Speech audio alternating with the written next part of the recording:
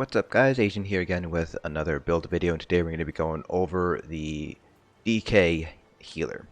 So, like I mentioned in a bunch of build videos, at this point not much has changed between Dragonhold and Harrowstorm. There were a couple of sets that were introduced, but none of them really made the cut to be introduced into kind of gear videos.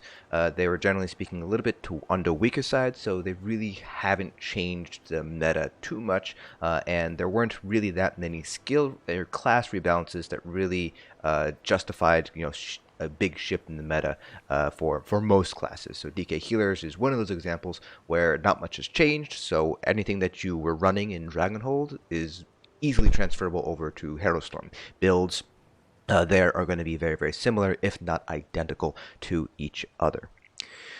So just like the rest of our build videos, this video will not be going over any sort of gear. That is reserved for the healer gear and generic information video, which should be popping up in the upper right hand corner right about now. So if you're interested in knowing what sort of gear you should be running as a healer in endgame PvE content, check out that video and then come back here. We will be covering skills, and we're also going to take sort of a surface look at what healing involves in endgame PvE content, and how a DK healer sort of differs from a Templar and Warden healer, what their strengths are, and also what are their weaknesses. So let's get things started here with our skills. Starting off with our front bar, we have Illustrious Healing. So we are using the Master's Restoration staff, so obviously we want to run either Illustrious Healing or Healing Springs to make sure we are proccing the set effect.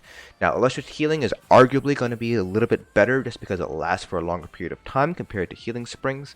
Healing Springs will give you a little bit more resources back, but generally speaking, healers, you shouldn't really need the additional sustain that you get from Healing Springs. It's better to get the much larger heal over time from Illustrious Healing compared to Healing Springs. Next, we have Comet Prayer, which acts as an AoE burst heal as well as the best source of Minor Berserk, so just make sure you have this ability. This is really going to be your main healing and buffing ability because of that Minor Berserk. It's a very important buff to maintain on all of your DPS. Next, we have Fragmented Shield. This is for the major mending that you get. It lasts for 6 seconds. So DK healers do have pretty much on-demand major mending, which makes their healing output potentially very high. So definitely want to make sure to have Fragmented Shield here in order to really take advantage of the on-demand major mending that you get as a DK healer. Next, we have our Burst Heal, which is Obsidian Shard. Not quite as strong as some other classes, so Nightblade's Healthy Offering, Templar's Breath of Life or Art of the Dead, Warden's Budding Seeds, or Soothing Spores. Those are all going to be stronger in terms of raw healing done for one target. The advantage of Obsidian Shard is, like Breath of Life, it can actually heal 2 people, but unlike Breath of Life, they both get the max heal, or just a full powered heal. So it's not like Breath of Life where one person gets the max heal, the other person gets a slightly weaker heal. With Obsidian Shard, you heal 2 people for that amount, but because you heal 2 people, it is weaker than other burst heal, but this is your burst heal as a DK healer. Next, we have Energy Orb. One of the best heals in the game, along with the Combustion Synergy, which provides resources back to your DPS or your tank. So definitely want to be running Energy Orb here. This is one of the strongest heals in the game, and of course you want to make sure to give resources back to your DPS, so make sure to provide that Combustion Synergy. Then for our ultimate, you can have a couple options for ultimates, which we'll go over in a little bit, but I like Reviving Barrier in order to give myself the 10% additional Magicka regen. DK healers don't really have great sustain compared to other healers, even as a Breton, so you might want to get a little bit more Magicka regen by slotting the Reviving Barrier and getting the Magicka 8 passive under the support line.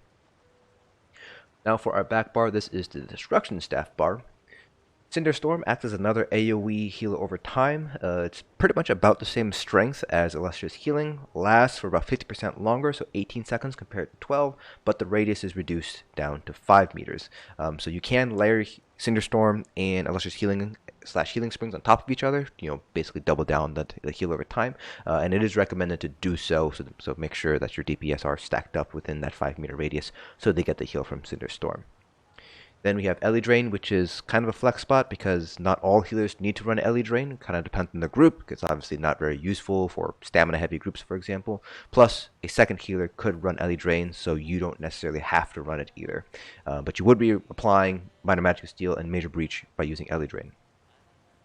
Next we have Overflowing Altar. This is for the minor lifesteal application, as well as the Blood Feast synergy, which is a pretty nice kind of emergency heal.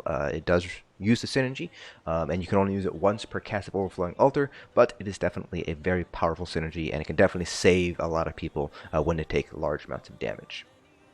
Then we have Blockade of Storms to help proc off balance, as well as make sure we're proccing our backbar enchant. Then we have Cauterize, which is another burst heal, but it is not as useful or as strong as Obsidian Shard, mainly because it only throws out that healing fireball every 5 seconds and doesn't heal for a lot. So 45-20 health here on the back bar before buffs, which is not all that much. It is supposed to be a smart heal, so it's supposed to find the lowest health person and hit them, so you should be able to hit the right person every single time, but it's kind of limited due to the fact that it's every 5 seconds. It's one of those abilities that you don't necessarily use for a burst. You mainly just sort of like use it and let it run its duration, and you kind of like a hit and forget sort of heal. Then finally we have Aggressive Warhorn for the major force of time. Now in terms of other abilities that you might want to consider getting, Engulfing Flames is potentially important on a DK healer depending on whether you have a mag DK that is able to provide Engulfing Flames. Otherwise, the DK healer will be responsible for providing Engulfing Flames. You might also want to consider running this if you are running Zen, because it will count towards the Zen debuff. But again, and I just want to be careful here to make sure that you're not overstepping on a mag DK who's already applying Engulfing Flames. You can see here that we're currently sitting at 8% additional bonus damage before buffs, so with buffs we should be able to get 10% bonus damage on the debuff there. Same thing with Burning Embers. This just helps out to get your Zen stacks going. Other than that, not much on the Ardent Flame line. Kind of same story here on the Draconic Power, not much here. You have Deep Breath for an AoE interrupt if you need it, but that's pretty much it for the Draconic Power. Under Earth and Heart, I've heard arguments for running Molten Weapons, either the two morphs, but really in an organized trial group, you shouldn't be using this because your DPS will be using potions to get their Major Brutality and Major Sorcery, so there's really no point in running either morph of Molten Weapons. Doesn't really provide anything beneficial to the group. Under the Destruction staff line first, since it's on top, we do want to make sure to have Crushing Shock unlocked in case we need a ranged interrupt. Destructive Reach for the Zen stack again. Then under the Resto staff line, Radiating Regeneration is pretty useful as a heal over time, especially for 4-man content, because it hits up to 3 allies. Just another heal over time to consider running. Then you also want to consider getting Healing Ward, which if you're running the Black Rose Prison Restoration staff, you should be using anyways. But even without the Black Rose Prison staff, this is actually not that bad. So the shield that it provides always goes to the lowest health ally, so it's always going to go to the person who needs it, and it is increased based on how hurt that person is. So you could get a very strong shield on a healing with Healing Ward on somebody who is at very low health. Plus, while the shield is on them, they also have a pretty decent heal as well. So 35% of our remaining shield strength here with this particular value is roughly around 1700 or so, maybe around 1800. So definitely a nice heal over time, but it's only active while the shield is on them. But it is definitely a strong heal over time to consider running. So even if you aren't using the Black Rose Prison Restoration staff, Healing Ward is definitely useful. Next we have Force Siphon. Both morphs are useful. Quick Siphon gives minor expedition along with the minor lifesteal. Siphon Spear provides minor magic steal and minor lifesteal. So you might want to consider running this. Doesn't have any cost associated with it. Of course, there are other sources of minor lifesteal, minor magic steal, namely Blood Altar and Ellie Drain respectively, which might be better to run, but Siphon Spirit does tick off those 2 debuffs with 1 move, so it might be worthwhile to run Siphon Spirit. If you ever need a shield that is larger than what Fragmented Shields can give you, run either morph of Annulment, so Harness Magicka or Dampen Magic. Either of them are fine to use. You should have Soul Trap already unlocked with any new character, so make sure to keep it there for Zen. Mage's Guild line, same thing, Scalding, Ruin, and Entropy. Make sure to have those on hand in case you're running Zen. You might not necessarily need them because you might be able to hit 5 dots without needing to run these abilities, but definitely make sure to have them on hand.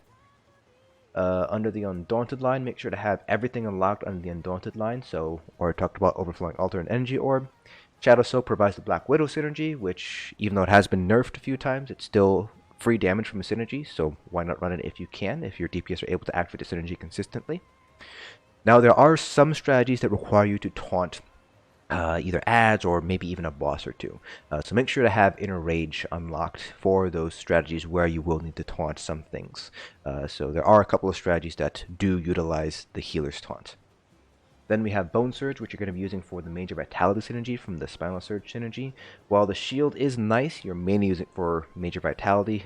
So Bone Surge is mainly used where in high healing scenarios where you need additional healing. For example, in Cloud Rest to combat Baneful Mark Execute. That's really where you're going to end up seeing Bone Surge used very often. Then under the Alliance War line, make sure to have Efficient Purge unlocked for those fights where you need to cleanse debuffs off of your group. This is the only way you can cleanse it as a DK healer. But that pretty much covers all of our skills. Now let's go ahead and talk about healing. So first, the general consensus behind healing in endgame PvE content is healing is important, but your secondary role is also to provide buffs and debuff your enemies, which is also a very important role. So healers sort of fall more into a support role, if you kind of want to call it that, compared to a raw healing role. So while DKs do have, arguably, the best healing output with their on-demand major mending, their buffs and their group utilities they provide are fairly limited, mainly because everything that a DK healer can provide, you can provide in another slot, like Engulfing Flames, you can get it from a Mag DK, Minor Brutality, you can get it from a DK tank. So there's really no reason to really put in a DK healer because those group utility buffs and debuffs already come better from other sources, DKs from other roles. That being said, though, a DK healer can still provide those group utilities if you don't have a DK in those other roles. If you don't have a Mag DK, don't have a DK tank, then a DK healer might be right for you.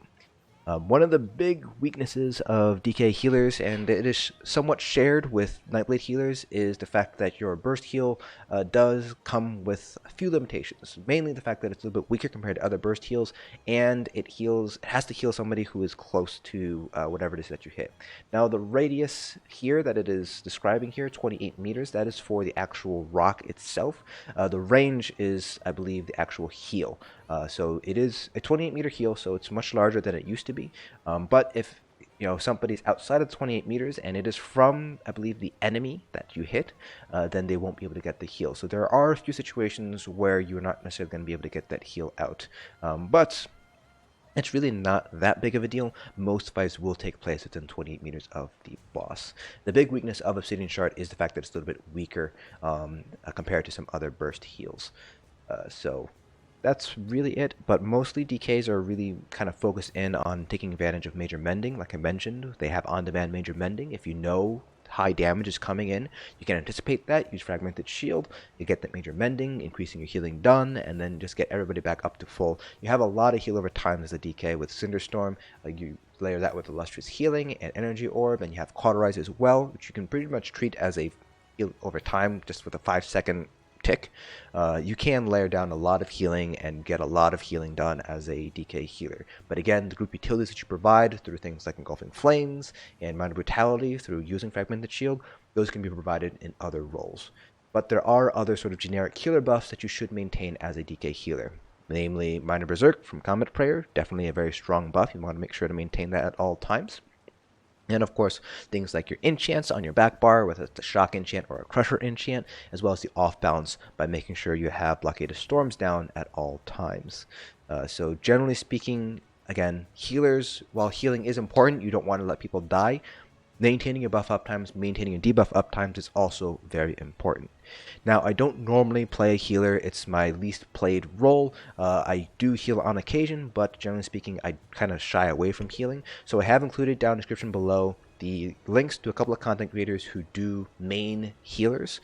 So if you have any questions that I'm not able to answer or I can't find the answers to, feel free to pop down into their Twitch or their YouTube channels and ask them your questions. I believe Style Anima has played a DK healer. I don't know if she has any sort of videos or VODs on her Twitch channel, but I know she has played a DK healer at least a few times in the past.